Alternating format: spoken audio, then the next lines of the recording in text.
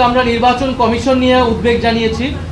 নির্বাচন কমিশনের গঠন প্রক্রিয়া, নির্বাচন কমিশনের বর্তমান আচরণ আমাদের কাছে মনে হচ্ছে যে এটা নিরপেক্ষ হচ্ছে না, এটা স্বচ্ছ হচ্ছে না, এবং নির্বাচন কমিশন সাংবিধানিক প্রতিষ্ঠান হিসেবে যেভাবে কার্যক্রম করার কথা ছিল সেটা করছে না। কিছু কিছু দলের প্রতি পক্ষপাতিত্ব দেখা যাচ্ছে এবং কোনো দলের প্রতি বিমাতা সুলভ আচরণ তারা করছে।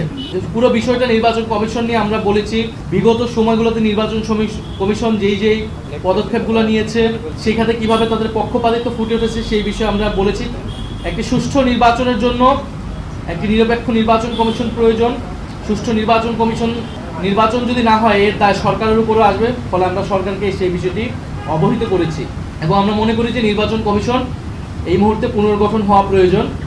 তৃতীয়ত আমরা জনপ্রশাসন এবং উপদেষ্টা পরিষদ বিষয়ে কিছু বক্তব্য দিয়েছি যে জনপ্রশাসনে যেভাবে বদলি পদায়নগুলো হচ্ছে সেটা আসলে কিসের ভিত্তিতে হচ্ছে, সেক্ষেত্রে নিরপেক্ষ এবং যোগ্যতার ভিত্তিতে পদায়ন হচ্ছে কিনা। কারণ আমরা বিভিন্ন জায়গায় দেখতে পাচ্ছি, শুনতে পাচ্ছি যে প্রশাসনের বিভিন্ন ভাগবাটোয়ারা হচ্ছে। বড় রাজনৈতিক দল হিসেবে যারা পরিচিত তাদের মধ্যে তারা নিজেদের মধ্যে প্রশাসন, এসপিডিসি এগুলো ভাগবাটোয়ারা করছে এবং নির্বাচনের জন্য তারা সেই তালিকা করছে, সরকারকে সেগুলো দিচ্ছে এবং উপদেষ্টা পরিষদের ভিতর থেকেও সেই দলগুলোর সাথে সে ব্যাপারে সহায়তা করছে।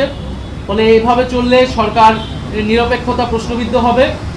ফলে সরকার যাতে নিরপেক্ষভাবে ফাংশন করে এবং উপদেষ্টা পরিষদে যাদের বিরুদ্ধে এই সংশ্লিষ্টতাগুলো রয়েছে, অদক্ষতা, দুর্নীতি এবং রাজনৈতিক দলীয় পক্ষপাতে, তাদের বিষয়ে যাতে প্রধান উপদেষ্টা সিদ্ধান্ত নেন।